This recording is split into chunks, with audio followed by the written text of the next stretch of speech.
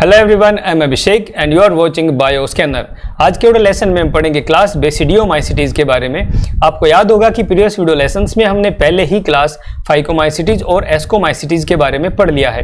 Class basidiomycetes बहुत ही important group है fungi का। इसको एडवांस्ड ग्रुप ऑफ फंजाई भी कहा जाता है और इसके अंदर आने वाले जो ऑर्गेनिजम्स हैं उनको वुड का बेस्ट डिकम्पोजर्स भी कहा जाता है। तो क्या क्या क्लास बेसिडियोमाइसिटीज के फीचर्स हैं आज हम वो जानेंगे और नेक्स्ट वीडियो लेसन में हम पढ़ेंगे क्लास बेसिडियोमाइसिटीज के कुछ एग्जाम्पल्स के बारे में। क्लास बेसिडियोमाइसिटीज के जनरल फीचर्स से प्रीवियस ईयर्स में जो क्वेश्चंस आए हुए हैं मैं आपको वो सभी भी बताऊंगा।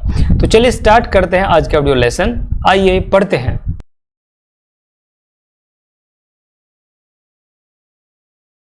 Welcome back children. चलिए स्टार्ट करते हैं आज का वीडियो लेसन। पहले हम थोड़ा सा रिवाइज करेंगे और फिर हम पढ़ेंगे क्लास बेसिडियोमाइसिटीज के बारे में।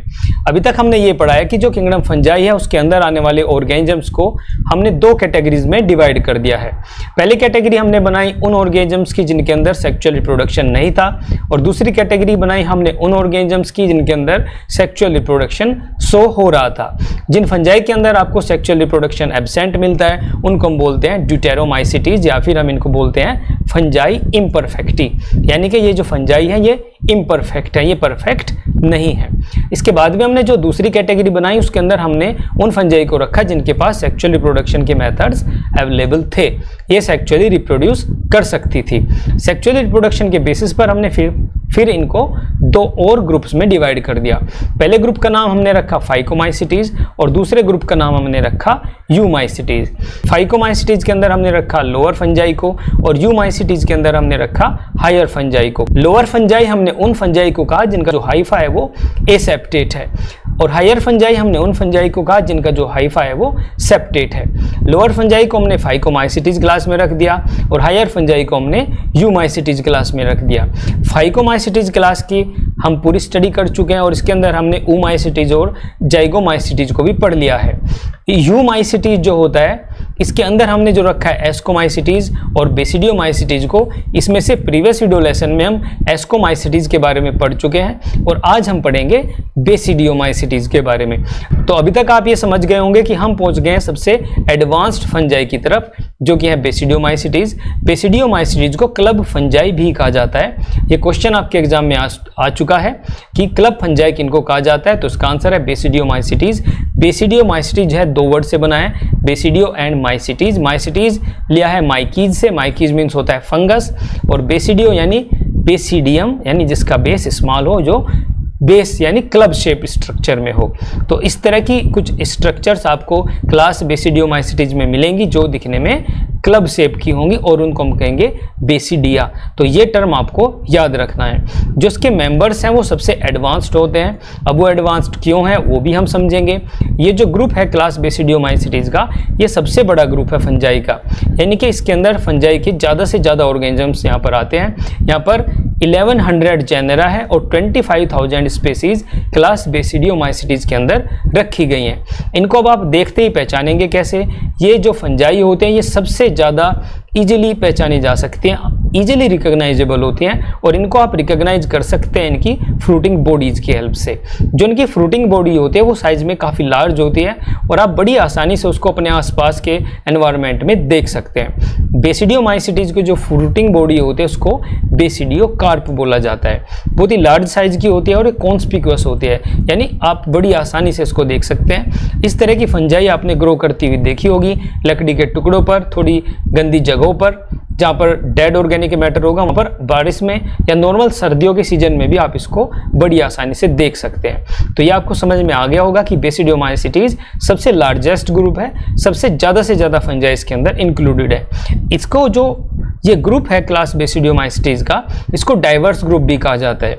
डाइवर्स ग्रुप इसको इसलिए कहा जाता है कि इसमें अलग अलग टाइप की डाइवर्स टाइप की जो फंजाई है वो आपको मिलेगी, यानी भिन्न भिन्न तरह की फंजाई आपको मिलेगी, अलग अलग तरह की फंजाई आपको मिलेगी, सब टाइप की फंजाई यहाँ पर आपको मिलेगी। यहाँ पर हर तरह की फंजाई का मेला लगा हुआ है। आप मेले में जाइए फंजाई के, आप किसी भी टाइप की फंजाई की डिमांड करिए आपको यहाँ पर सब मिलेंगी। सारे मॉडल्स आपको फंजाई के यहाँ पर देखने को मिल सकते हैं। जैसे कि कुछ एग्जाम्पल्स मैं आपको बताऊँ, कुछ स्पेसीज जो होंगी बेसिडियोमाइसिटीज की वो पैरासाइटिक होंगी और डिजीज करेंगी। ज़्यादातर ये डिजीज करती है प्लांट्स के अंदर, और इनकी कुछ फेमस डिजीज हैं जैसे स्मट्स एंड रस्ट। ये बस अभी आप नाम याद रख लीजिए कि जो क्लास बेसिडियोमाइसिटीज के मेंबर्स हैं वो स्मट एंड रस्ट नाम की डिजीज करते हैं सीरियल क्रॉप्स में। ज़्यादातर ये डिजीज करते हैं व्हीट के अंदर। इन दोनों टाइप की डिजीज के बारे में हम नेक्स्ट वीडियो लेसन में पढ़ेंगे। अब ये तो हो गई पैरासाइटिक फंजाई। कुछ फंजाई यहाँ पर एडिबल भी हैं, यानी आप उनको खा सकते हैं बिना किसी नुकसान के, तो ये एडिबल हो गई। अब कुछ फंजाई ऐसे भी हैं कि जो आपको लगेंगी कि ये एडिबल है, लेकिन खाते ही उसका पॉइजन आपकी बॉडी में पहुंच जाएगा, वो पॉइजनस होती हैं और हेलोसिनेशन कर सकती हैं। तो इस तरह से ये कि डाइवर्स ग्रुप है, अलग अलग टाइप की फंजाई आपको क्लास बेसिडियोमाइसिटीज के अंदर देखने को मिल जाएंगी। अब क्लास बेसिडियोमाइसिटीज को बेस्ट डिकम्पोजर्स ऑफ वुड का खिताब भी मिला हुआ है। ये खिताब इन्होंने जीता था ऑस्कर अवार्ड की सेरेमनी में। वहाँ पर उनको एक ट्रॉफी दी गई और उस ट्रॉफी में इनको बोल दिया गया कि you are the best decomposers of wood, यानी आप जो हैं सबसे अच्छी तरह से वुड को डिकम्पोज करते हैं, इस काम में आपको महारत हासिल है। तो बेसिडियोमाइसिटीज के जो मेंबर्स हैं वो सबसे ज़्यादा अच्छे हैं इस काम को करने के लिए। वुड को किसी भी टाइप की वुड हो, कितनी हार्ड हो, शीशम की हो, किसी भी पेड़ की आप लकड़ी ले आइए इनके सामने, ये उसको चुटकियों में डिकम्पोज कर देंगे। चुटकियों में मतलब बहुत ही तेजी से ये डिकम्पोज करते हैं, और इनकी टक्कर में बस कुछ ही इंसेक्ट्स आते हैं, यानी कुछ छोटे मोटे कीड़े ऐसे होंगे जो इनको टक्कर दे सकते हैं इस मामले में, अदरवाइज इनको कोई टक्कर नहीं दे सकता है। बैक्टीरिया भी इनको टक्कर नहीं दे सकता है, कितने ही बैक्टीरिया हो, कितनी भी संख्या में हो, लेकिन वो इनसे ज़्यादा तेजी से लकड़ी को डिकम्पोज नहीं कर पाएंगे। आपको पता होगा, आपने ये पढ़ा हुआ है कि जो लकड़ी होती है, लकड़ी के अंदर टर्माइट और वुड रोचेज रहते हैं जो लकड़ी को डिकम्पोज करते हैं, लेकिन लकड़ी के अंदर कुछ सब्सटेंसेस ऐसे होते हैं जिनको बैक्टीरिया, वुड रोचेज वगैरह भी डिकम्पोज नहीं कर पाते हैं। उन सब्सटेंसेस को डिकम्पोज करती है ये फंजाई, जिनको रखा गया है क्लास बेसिडियोमाइसिटीज के अंदर। तो जो हमारी वुड होती है उसके अंदर कॉमनली दो सब्सटेंसेस मुख्य रूप से मिलते हैं। इनके अंदर मिलते हैं सेलुलोज और लिग्निन। सेलुलोज को टर्माइट्स और वुड रोचेज किसी हद तक डाइजेस्ट कर लेते हैं, लेकिन लिग्निन जो होता है ये बहुत ही हार्ड सब्सटेंस होता है। जो बार्क होती है किसी भी पेड़ की, जो छाल होती है वो लिग्निन से बनी हुई होती है, और इसको डाइजेस्ट करना बहुत ही मुश्किल काम है। इसको डाइजेस्ट करने के लिए यूज होता है बेसिडियोमाइसिटीज का। बेसिडियोमाइसिटीज जो होती है, यानी इसके जो मेंबर्स होते हैं वो कुछ डाइजेस्टिव एंजाइम सेक्रेट करते हैं जो बड़े आराम से लिग्निन और सेलुलोज को डाइजेस्ट कर देते हैं। जो इसकी बार्क होती है उसके अंदर ये एंजाइम सेक्रेट करते हैं, वहाँ पर जगह बना देते हैं, और उस जगह में इनके जो हाइफा हैं वो बड़ी आसानी से ग्रो कर जाते हैं। अब यहाँ पर ये ट्री देखिए, इस ट्री के ऊपर भी बहुत छोटे छोटे यहाँ पर आपको फंगस ग्रो करते हुए दिखाई दे रहे होंगे।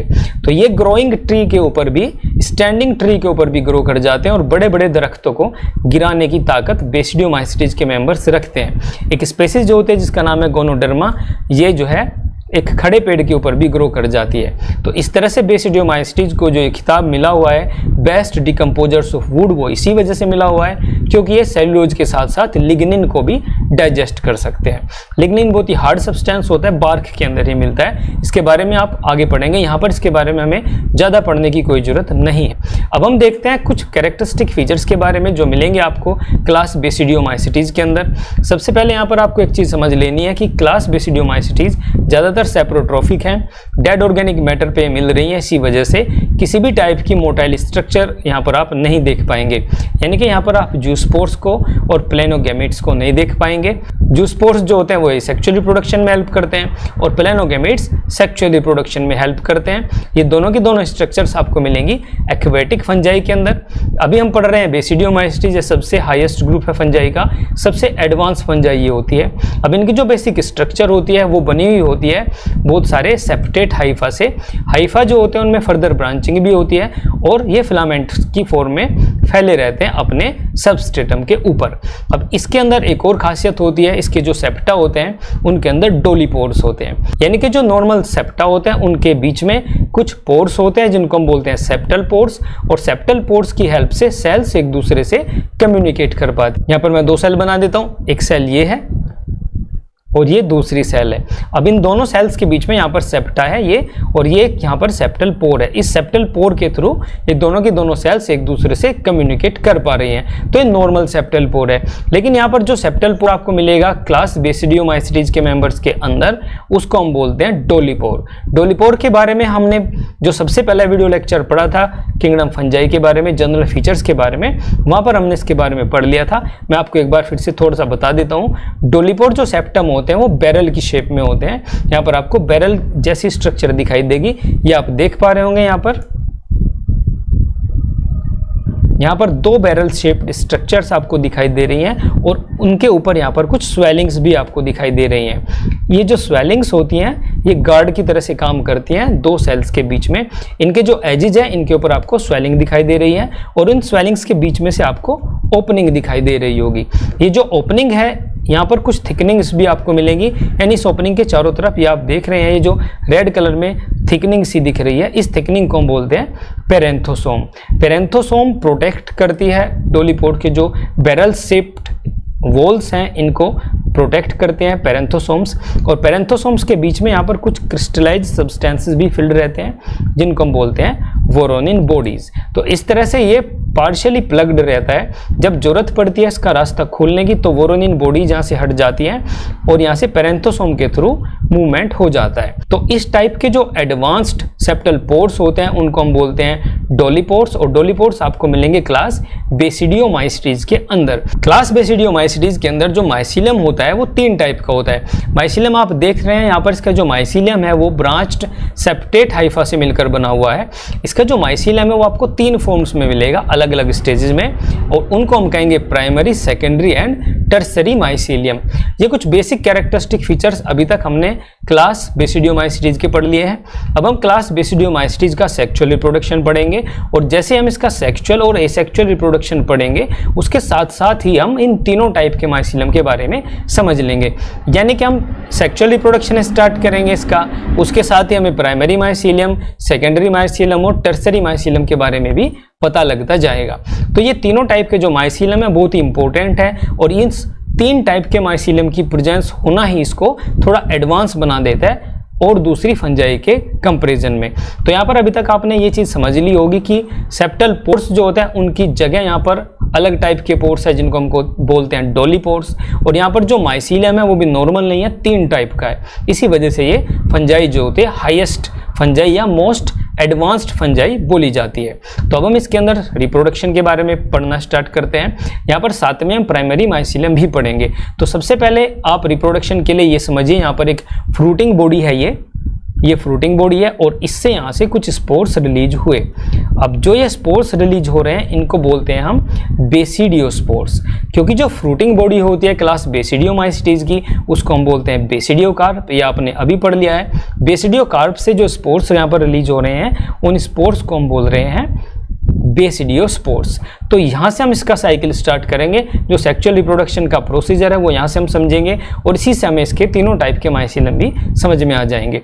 तो हुआ ये कि ये जो फ्रूटिंग बॉडी है यहाँ से एक स्पोर रिलीज हुआ, इस स्पोर का नाम है बेसिडियोस्पोर। ये बेसिडियोस्पोर आप देख रहे हैं, बहुत सारे बेसिडियोस्पोर्स हैं, और ये जो बेसिडियोस्पोर है ये जर्मिनेट हो जाता है। जैसे ही ये बेसिडियोस्पोर जर्मिनेट होता है, इसके अंदर जो सेल्स होते हैं वो सारी की सारी सेल्स यूनिन्यूक्लिएटेड होती हैं, क्योंकि ये जो स्पोर है ये हैप्लॉइड है, और ये जो सेल्स होंगी ये भी हैप्लॉइड होंगी। यानी कि इस तरह से ये जो माइसीलियम है ये ग्रो करना शुरू कर देता है। This mycelium is uninucleated. तो इस टाइप का जो माइसीलियम जो डायरेक्टली बनता है एक बेसिडियोस्पोर के जर्मिनेशन से, उसको हम बोलते हैं प्राइमरी माइसीलियम। अब प्राइमरी माइसीलियम की खासियत यह है कि ये यूनिन्यूक्लिएटेड होता है और हैप्लॉइड बेसिडियोस्पोर के जर्मिनेशन से बनता है। अब क्योंकि ये जो सेल्स होंगी बेसिडियोस्पोर्स के अंदर वो यूनिन्यूक्लिएटेड है, यानी एक ही न्यूक्लियस है एक सेल के पास में, तो इसकी जो सेल्स होते हैं हम उनको बोलते हैं मोनोकैरियोटिक सेल्स। तो यानी कि मैं यहाँ पर एक हाइफा बना देता हूँ। ये एक हाइफा है जो कि एक स्पोर के जर्मिनेशन से बना है। अब ये इसकी सेल्स हैं और हर सेल के पास एक न्यूक्लियस है। एक न्यूक्लियस होने की वजह से इन सेल्स को हम बोलेंगे मोनोकैरियोटिक सेल्स। तो ये आप समझ गए होंगे कि प्राइमरी माइसीलियम कैसे बनता है और क्या होता है। जैसे एक स्पोर जर्मिनेट हुआ उससे सबसे पहले जो माइसीलियम बना उसको हम बोलते हैं प्राइमरी माइसीलियम। अब यहाँ पर थोड़ी सी ट्रिकी चीजें आने वाली हैं, उनको आप ध्यान से समझते चलिएगा।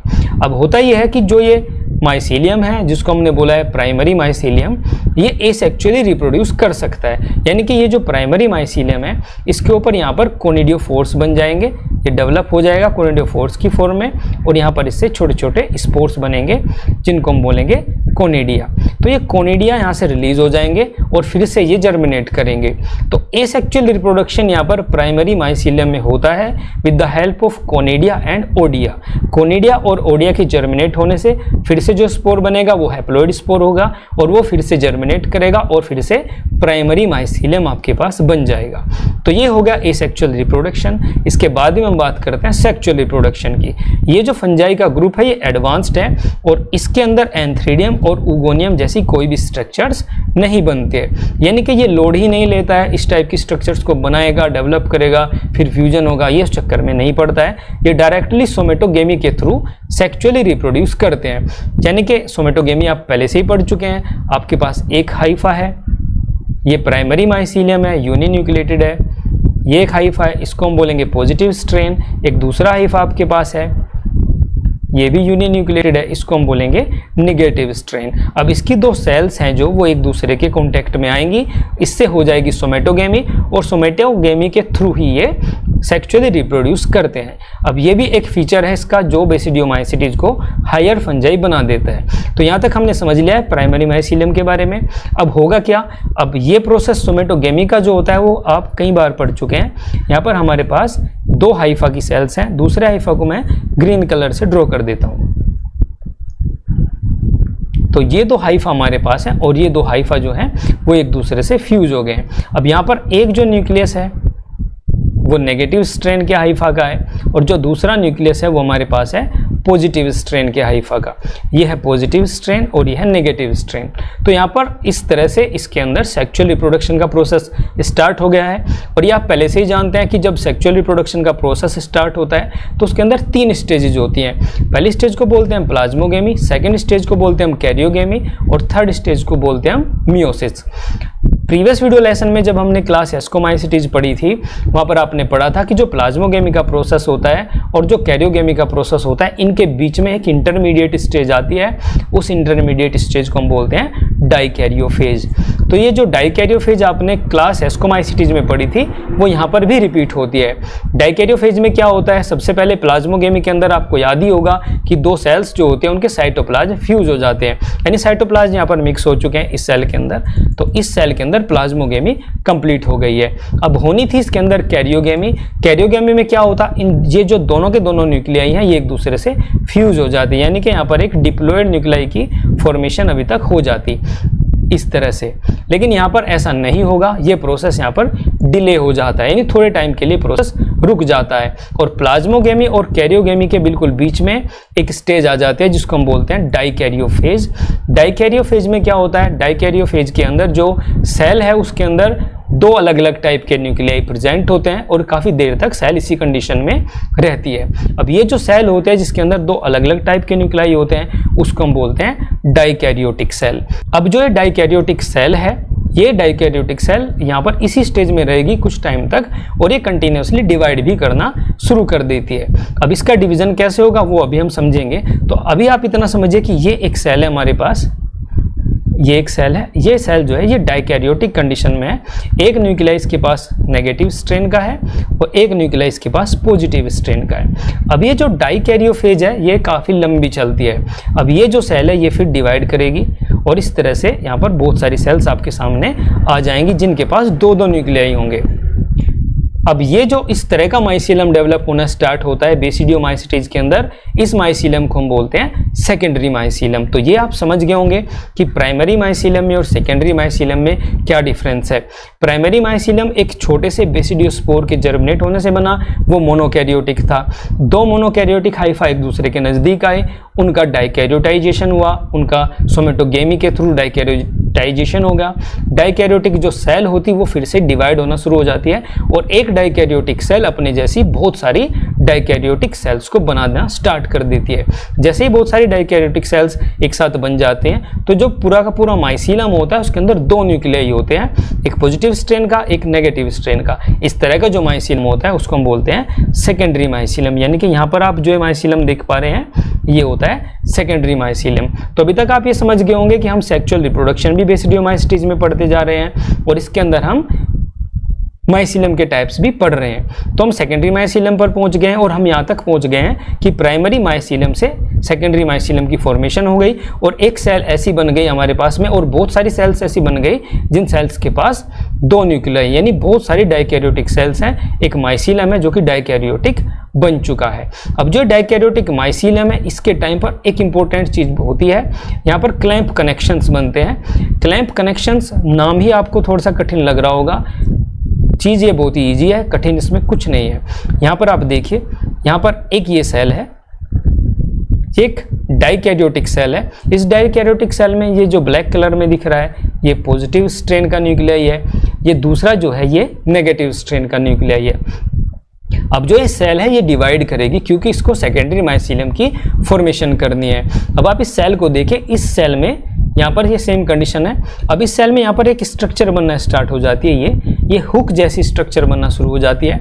जैसे ये हुक जैसी स्ट्रक्चर बनना शुरू हो जाती है उसके साथ ही यहाँ पर जो न्यूक्लियाई है वो भी डिवाइड होना शुरू हो जाते हैं। अब जो ब्लैक वाला न्यूक्लियाई है ये भी डिवाइड हो गया और दूसरा जो न्यूक्लियाई है ये भी डिवाइड हो गया। अब आप इस वाला सेल को देखिए, यहाँ पर जो ये सेल है इसके अंदर ये हुक लाइक स्ट्रक्चर बन गई है और यहाँ पर दो ब्लैक न्यूक्लियाई आप देख रहे होंगे, यानी दो प्लस स्ट्रेन के न्यूक्लियाई हैं और दो न्यूक्लियाई नेगेटिव स्ट्रेन के हैं। अब यहाँ पर ये जो स्ट्रक्चर है हुक लाइक स्ट्रक्चर, ये अपनी ही सेल के साथ एसोसिएट हो जाती है, यानी ऊपर के हिस्से से ये हुक लाइक स्ट्रक्चर बनती है और नीचे के हिस्से तक पहुंच जाती है।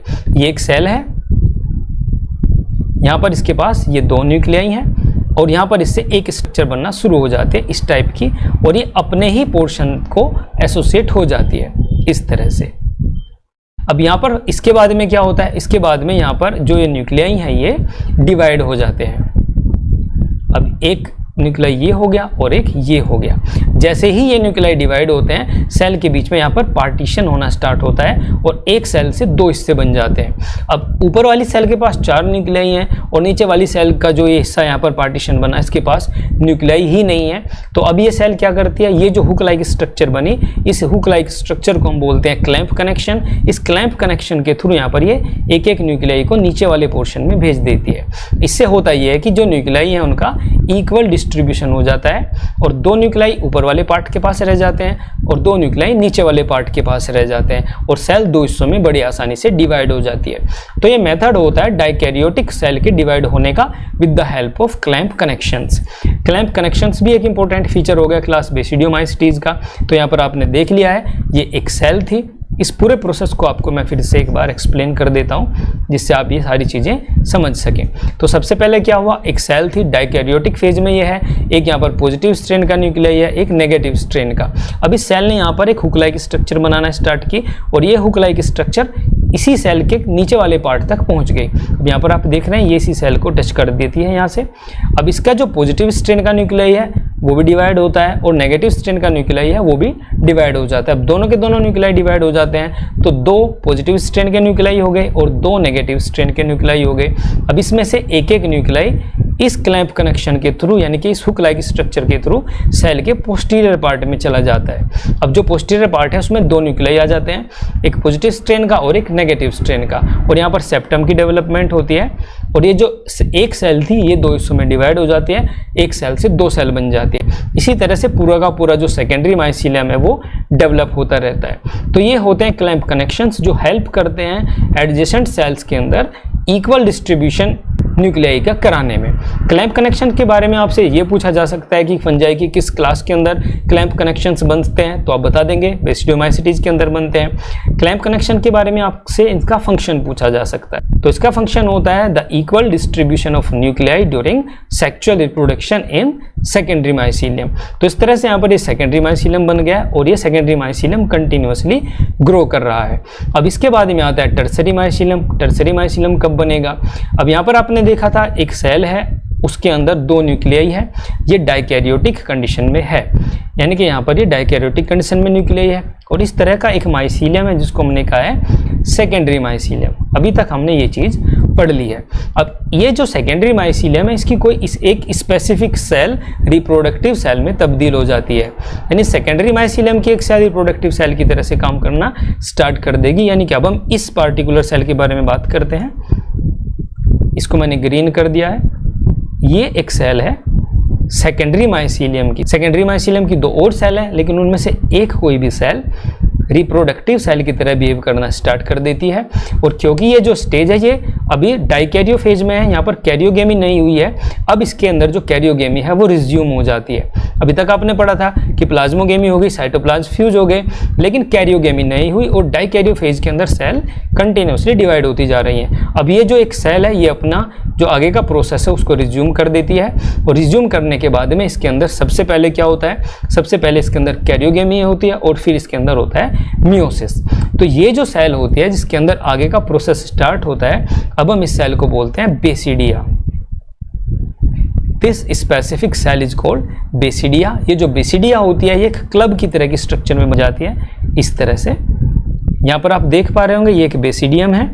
बेसिडियम हम सिंगुलर में बोलते हैं और बेसिडिया हम बोलेंगे प्लूरल में। तो यहाँ पर एक बेसिडिया आपके सामने है और इस बेसिडिया के अंदर जो प्रोसेस है वो रिज्यूम हो गया है, और रिज्यूम होने के बाद में इसके अंदर बहुत सारे स्पोर्स बन जाते हैं। उन स्पोर्स को हम बोलते हैं बेसिडियोस्पोर्स। यहाँ पर 2 टर्म और समझने वाले हैं। जो बेसिडिया है ये आपको सेप्टेट भी मिल सकती है और एसेप्टेड भी मिल सकती है, यानी कि एक सेल है बेसिडिया, इसके अंदर यहाँ पर आपको सेप्टा भी मिल सकता है और हो सकता है इसके अंदर सेप्टा आपको दिखाई ना दे। यहाँ पर जो आप इमेज देख पा रहे हैं इसके अंदर कोई भी सेप्टा नहीं है। जो बेसिडिया सेप्टेट होगी उसको हम बोलेंगे फ्रेगमोबेसिडिया, यानी इसके फ्रेगमेंट्स हो चुके हैं। जो बेसिडिया एसेप्टेट होगी उसको हम बोलेंगे होलोबेसिडिया, यानी कि ये कंप्लीट बेसिडिया है, इसके अंदर कोई भी डिवीजन नहीं हुआ है। तो दोनों टर्म्स बहुत ही सिंपल है, आपको बड़ी आसानी से याद रह जाएंगे। फ्रेगमेंट्स यानी कि टुकड़े, फ्रेगमोबेसिडिया यानी ऐसी बेसिडिया जिसके टुकड़े हो गए हैं। टुकड़े कौन करेगा? सेप्टा, यानी कि जो सेप्टेट बेसिडिया है उसको आप बोलेंगे फ्रेगमोबेसिडिया। एसेप्टेट बेसिडिया है वो पूरी की पूरी कंप्लीट है, उसके टुकड़े नहीं हुए हैं, उसको हम बोलेंगे होलोबेसिडिया। तो इस तरह से यहाँ पर जो बेसिडिया है उसकी फॉर्मेशन हो गई, एक कोई भी सेल रिप्रोडक्टिव सेल में तब्दील हुई, उसके अंदर जो आगे का प्रोसेस है वो रिज्यूम हो गया। ये जो न्यूक्लियाई थे दोनों ये फ्यूज हो गए, डिप्लॉइड कंडीशन में आ गए, और डिप्लॉइड कंडीशन में आने के बाद में यहाँ पर हैप्लॉइड स्पोर्स बनना स्टार्ट हो गए। ये जो हैप्लॉइड स्पोर्स बने उन स्पोर्स को हमने कहा बेसिडियोस्पोर्स, और जो स्पेसिफिक सेल थी इसको हमने कहा बेसिडिया। तो ये स्ट्रक्चर यहाँ पे होती है। लेकिन जो आपने एस्कोमाइसिटीज पढ़ी थी, एस्कोमाइसिटीज के अंदर आपने ये पढ़ा था यहाँ पर एक एस्कस की फॉर्मेशन हुई थी और उसके अंदर यहाँ पर 8 स्पोर्स बन गए थे। 8 स्पोर्स उसके अंदर एस्कस के अंदर ही बन गए थे। यहाँ पर क्लास बेसिडियोमाइसिटीज में थोड़ा सा डिफरेंस आ जाता है। यहाँ पर जो ये बेसिडियम है ये आप देख रहे हैं, इसके ऊपर की तरफ यहाँ पर कुछ फिंगर की तरह की स्ट्रक्चर्स बन जाती है। ये फिंगर लाइक स्ट्रक्चर्स आप देख रहे होंगे। यहाँ पर मैं बना देता हूँ, एक ये बेसिडिया है, इस बेसिडिया के टॉप पोर्शन पे कुछ फिंगर की तरह के स्ट्रक्चर उभरना स्टार्ट हो जाते हैं इस तरह से। ये जो फिंगर लाइक स्ट्रक्चर्स होती हैं इनके ऊपर यहाँ पर स्पोर्स अरेंज्ड होते हैं इस तरह से। तो ये कंप्लीट स्ट्रक्चर होती है बेसिडिया की। बेसिडिया के अंदर जो हैप्लॉइड स्पोर्स होते हैं वो कुछ ट्यूबुलर सी स्ट्रक्चर्स के ऊपर अरेंज्ड होते हैं। जिस ट्यूबुलर स्ट्रक्चर के ऊपर ये जो बेसिडियोस्पोर्स आपको दिखाई दे रहे हैं उस ट्यूबुलर स्ट्रक्चर को हम बोलते हैं स्टेरिगमेटा। तो ये वाली जो स्ट्रक्चर है ये है स्टेरिगमेटा। अब एक स्टेरिगमेटा के ऊपर एक स्पोर यहाँ पर लगा हुआ है। तो इस तरह से बहुत सारी बेसिडिया आपको दिखाई देंगी क्लास बेसिडियोमाइसिटीज के हाइफा के अंदर बनी हुई। जो ये इस तरह की बहुत सारी बेसिडिया एक साथ अरेंज हो जाती हैं, उन सब बेसिडिया के अरेंज होने से फ्रूटिंग बॉडी बन जाती है और उस फ्रूटिंग बॉडी को हम बोलते हैं बेसिडियोकार्प। यानी कि जो आपने अम्ब्रेला लाइक स्ट्रक्चर देखी थी अभी एक फंजाई के अंदर, यहाँ पर मैं उसको ड्रॉ करता हूँ। जैसे कि एक फंजाई है उसके अंदर ये एक इस तरह के स्ट्रक्चर आप देख रहे हैं जिसको हम बोलते हैं बेसिडियोकार्प। इस बेसिडियोकार्प के अंदर बेसिकली बहुत सारी बेसिडिया अरेंज्ड है इस तरह से, और इन बेसिडिया के ऊपर यहाँ पर स्पोर्स अरेंज्ड है। यही जो स्पोर्स हैं जिनको हम बोल रहे हैं बेसिडियो स्पोर्स, ये यहाँ से रिलीज हो जाएंगे, रिलीज होकर जर्मिनेट करेंगे और जर्मिनेट करके वही सबसे पहला वाला प्राइमरी माइसीलियम ये बना देते हैं। अब इस तरह से जो कम्प्लेक्स सेकेंडरी माइसीलियम है, कई जगह पर उसके अंदर जो सेल्स हैं वो डाइकैरियोटिक फेज में हैं और कई जगह पर उसके अंदर बेसिडिया बन गई हैं। इस तरह का जो माइसीलियम है जो बहुत ही कम्प्लेक्स सी फॉर्म में आ जाता है उसको हम बोलते हैं टर्सरी माइसीलियम। तो मुझे उम्मीद है अभी तक आप प्राइमरी, सेकेंडरी और टर्शियरी माइसीलियम के बारे में अच्छे से समझ गए होंगे। यहाँ पर जो बेसिडियो स्पोर्स हैं ये जर्मिनेट करेंगे और जर्मिनेट करके फिर से प्राइमरी माइसीलियम की फॉर्मेशन कर देते हैं। तो ये सेक्सुअल रिप्रोडक्शन का प्रोसेस हो गया क्लास बेसिडियोमाइसिटीज के अंदर। क्लास बेसिडियोमाइसिटीज के जो डिफरेंसेस हैं एस्कोमाइसिटीज से वो थोड़ा सा हम समझ लेते हैं, उसके बाद में फिर हम इस क्लास को पूरा का पूरा फिर से रिवाइज करेंगे। क्लास एस्कोमाइसिटीज जो होती है वो सेक फंजाई होती है, लेकिन बेसिडियोमाइसिटीज को हम कहते हैं क्लब फंजाई। दोनों इंपॉर्टेंट क्वेश्चंस हैं। क्लास एस्कोमाइसिटीज के अंदर जो सेप्टा होता है उसके अंदर नॉर्मल सेप्टल पोर्स होते हैं, लेकिन बेसिडियोमाइसिटीज के अंदर एडवांस डोली पोर्स होते हैं। यहाँ पर जो एस्कोमाइसिटीज है इसके अंदर आपको कोई भी क्लैंप कनेक्शंस नहीं मिलेंगे, लेकिन जो बेसिडियोमाइसिटीज है इसके अंदर आपको क्लैंप कनेक्शंस मिलते हैं। एस्कोमाइसिटीज में आपको सिर्फ प्राइमरी माइसीलियम मिलेगा, लेकिन बेसिडियोमाइसिटीज के अंदर आपको प्राइमरी माइसीलियम कम डेवलप्ड मिलेगा, थोड़े टाइम के लिए मिलेगा और उसके बाद में वो सेकेंडरी और टर्शियरी माइसीलियम में कन्वर्ट हो जाता है। क्लास एस्कोमाइसिटीज में आपने सेक्स ऑर्गन्स देखे थे एंथ्रीडा एंड उगोनिया, लेकिन यहाँ पर सेक्स ऑर्गन्स बिल्कुल एब्सेंट होते हैं। ये सोमेटोगेमी के थ्रू अपना सेक्सुअल रिप्रोडक्शन करते हैं। दोनों ही क्लासेस में जो कैरियोगेमी है वो डिले हो जाती है और उसके बाद में जो मियोसिस का प्रोसेस होता है तो उसके बाद में अलग अलग टाइप के स्पोर्स बनते हैं। एस्कोमाइसिटीज में जो स्पोर्स बनते हैं उनको हम बोलते हैं एस्कोस्पोर्स और ये बनते हैं एस्कस के अंदर, और जो बेसिडियोमाइसिटीज है उसके अंदर जो स्पोर्स बनते हैं उनको हम बोलते हैं बेसिडियोस्पोर्स और ये बनते हैं बेसिडियम के अंदर। अब दोनों की स्ट्रक्चर्स में भी जो डिफरेंसेस हैं वो आपको समझ में आ गए होंगे। ये एक एस्कस होती है, इस तरह की बहुत सारी एस्कस अरेंज्ड हो जाती है और इनके मिलने से फ्रूटिंग बॉडी बनती है इन फंजाई की। ये जो एस्कस होता है इसके अंदर 8 हैप्लॉइड एस्कोस्पोर्स होते हैं, लेकिन यहाँ पर जो होती है बहुत सारी बेसिडिया होती हैं इस तरह से, और बेसिडिया से कुछ फिंगर लाइक आउटग्रोथ डेवलप होती हैं और उन आउटग्रोथ्स के ऊपर स्पोर्स अरेंज्ड रहते हैं और इस तरह से इसकी फ्रूटिंग बॉडी बन जाती है। तो जो फ्रूटिंग बॉडी बनती है एस्कोमाइसिटीज में उसको बोलते हैं एस्कोकार्प, और जो फ्रूटिंग बॉडी बनती है बेसिडियोमाइसिटीज में उसको हम बोलते हैं बेसिडियोकार्प। तो ये हो गए डिफरेंसेस एस्कोमाइसिटीज और बेसिडियोमाइसिटीज में। अब हम आज के वीडियो लेसन को समराइज करेंगे। ये जो समरी है आप बहुत ही ध्यान से समझिएगा क्योंकि पूरा वीडियो लेक्चर आपके सामने से यहाँ पर घूम जाएगा। क्लास बेसिडियोमाइसिटीज को हमने सबसे एडवांस और लार्जेस्ट ग्रुप ऑफ फंजाई बताया है, यानी कि इसके अंदर सबसे एडवांस फीचर्स हैं और ये सबसे बड़ा ग्रुप है, इसके अंदर सबसे ज़्यादा स्पीसीज को इंक्लूड किया गया है। क्लास बेसिडियोमाइसिटीज को देखते ही आप पहचान जाएंगे इसकी फ्रूटिंग बॉडी की हेल्प से। इसकी जो फ्रूटिंग बॉडी होती है बहुत ही लार्ज साइज की होती है, दिखते ही पहचानी जा सकती है। क्लास बेसिडियोमाइसिटीज के मेंबर्स को बेस्ट डिकम्पोजर्स ऑफ वुड कहा जाता है क्योंकि इनसे अच्छा लकड़ी को कोई नहीं खा सकता है। लकड़ी को अगर आपको झटपट निपटवाना है तो आप क्लास बेसिडियोमाइसिटीज के मेंबर्स को बुला लीजिए क्योंकि ये सेलुलोज और लिग्निन दोनों को ही डाइजेस्ट कर देते हैं। इसके साथ में हमने पढ़ा कि क्लास बेसिडियोमाइसिटीज का जो माइसीलियम होता है वो सेप्टेट होता है, ब्रांच होता है, फिलामेंटस होता है और 3 टाइप के उसके अंदर माइसीलियम आपको मिलता है, 3 कंडीशंस में मिलता है, primary, secondary and tertiary. 3 states में आपको मिलता है। सबसे पहले बनता है इसका प्राइमरी माइसीलियम। इसका जो एक स्पोर होता है जिसको हम बोलते हैं बेसिडियोस्पोर, वो जर्मिनेट होता है और जर्मिनेट होकर के वो प्राइमरी माइसीलियम बना देता है। प्राइमरी माइसीलियम जो होता है वो यूनिन्यूक्लिएटेड होता है, यानी इसके पास एक ही न्यूक्लियस होता है। इसको हम बोलते हैं मोनोकैरियोटिक सेल, क्योंकि इसके अंदर जितनी भी सेल्स होंगी सभी के अंदर आपको एक एक न्यूक्लियस मिलेगा। ये एसेक्सुअली कोनिडिया की फॉर्म से डिवाइड कर देता है और ये सेक्सुअल रिप्रोडक्शन करेगा सोमेटोगेमी के थ्रू।